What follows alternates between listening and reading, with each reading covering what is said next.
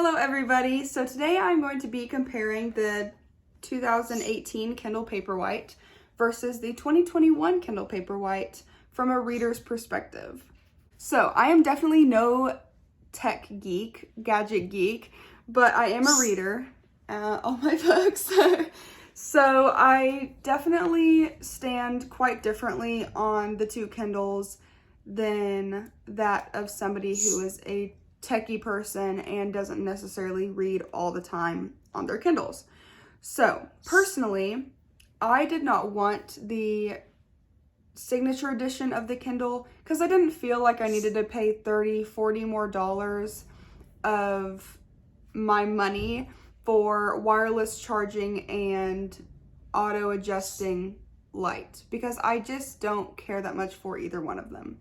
So for me, the auto adjusting light feature was a plus, but I didn't really need it because for me, swiping down and having to change my light from like 1 or 2 points, I guess you would say, is really not that big of a deal. It's super easy, takes maybe 30 seconds of my time. It's no big deal. The wireless charging for me, I didn't really care about that like at all because one, I don't have a desk on the side of my bed, so I have nowhere to put the wireless charger. It's easier for me to just plug it in and set it next to me.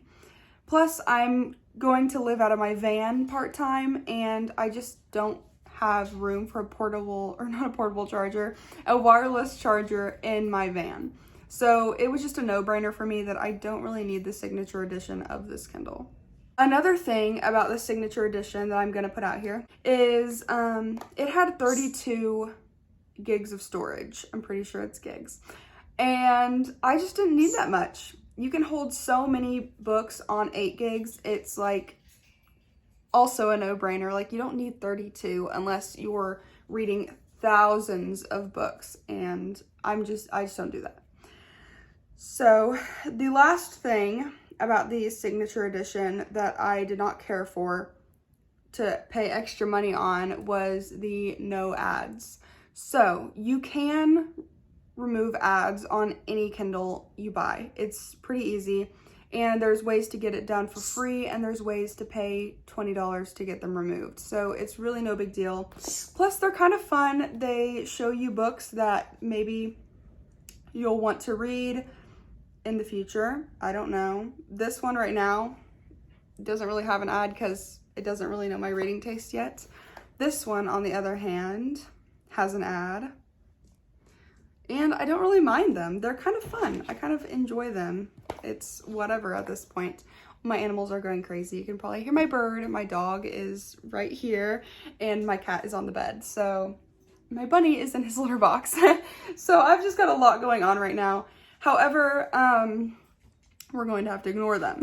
So from the perspective of a reader, I personally don't know where I stand on either of these devices right now. And I know it's probably like, why are you making this video if you don't really know? But they both have pros and cons, and that just is a fact. The cons of the Paperwhite 2021 edition. I like this thing a lot. It's really nice. I have my pop socket on both of these devices. This is the Kindle cover, the Amazon cover. I'm not trying to diss Amazon, but don't buy their cover. Just don't do it. You can get covers just like this for $12 instead of $40-50. It's just, there's no reason to buy it. I bought it because I didn't think there would be covers out the time I got this Kindle, which I was wrong. There are covers out for the 2021 version on Amazon. So I regret buying this cover. It's a nice cover, whatever, but I bought this one for $10 on Amazon as well. There's just no reason to pay that much money for a cover. One of the cons is it is heavier. It is much heavier, and I wish I could tell you how much heavier, but I can't. But it is visibly larger and heavier. I think it is a little bit thicker. I don't know 100%. I think it is just a teeny bit thicker. It is wider and taller, not by too much, but it's there. It is a little bit more uncomfortable holding in your hand just because of the difference of weight. I'm so used to this really super light one, and this one it's pretty heavy. So that's really one of the only cons I would say is just the weight difference and the size difference. I personally liked the smaller Kindle a little bit more just because, I don't know, it's smaller, more compact, and easier to haul around. This one, a little bit bigger. It's like an iPad mini. Maybe a little bit smaller than an iPad mini, but you know what I mean. So those are really the only cons I could find for now, as of right now. And I've only had this Kindle for a day. So that's really all I can say about that one. This one, cons for some people would be smaller screen. For me, whatever. I like that it's lighter, honestly. This is this paperwhite screen. Sorry for the glare. This one. So as you can tell, there is a difference. This one is much larger than this one. The sides of this one are a little bit smaller. The sides of this one are larger. It's just like, you can tell the difference. It's pretty visible. Whoop. So yeah.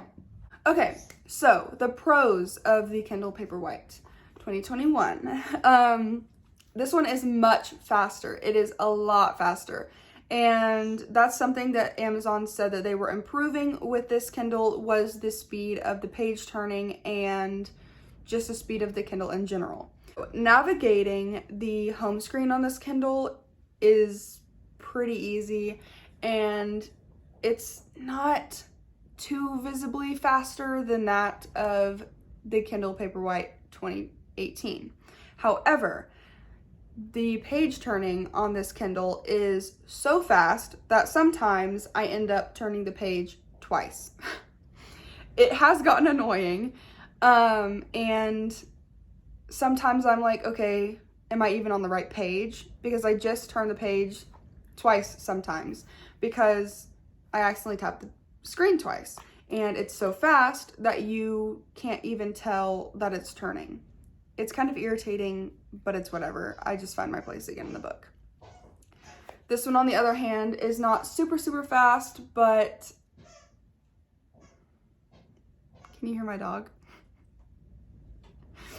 This one, on the other hand, is not super fast, but it's a good speed where you know what page you're on and you can visibly see the page turning. I'm going to show you the difference.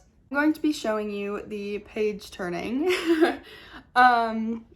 So this one, you can just, you see it's like pretty slow. You can visibly tell whenever the page is turning. And this one, on the other hand, I have the words a lot smaller on this one. So you will see that difference, which has nothing to do with anything. So this one is a lot faster, as you can tell, which I'm not complaining about. I mean, it's a nice feature. It's nice to have a faster device. However, it's just a really weird change from the old Kindle to the new one. So, you know, it's just different. So, whatever. I would say that those are really the only pros and cons I have found so far between the two devices. And honestly, if you want to go out and buy the 2018 version, go for it. The only things that you will be missing out on in the Kindle Paperwhite 2018 versus the 2021 is the warm light feature, the faster page turners, and the larger screen and added weight. And that's really it, unless you get the signature edition, which, like I said, has the wireless charging and auto adjusting backlight. But I don't really care for that, but that's up to you if you care for that.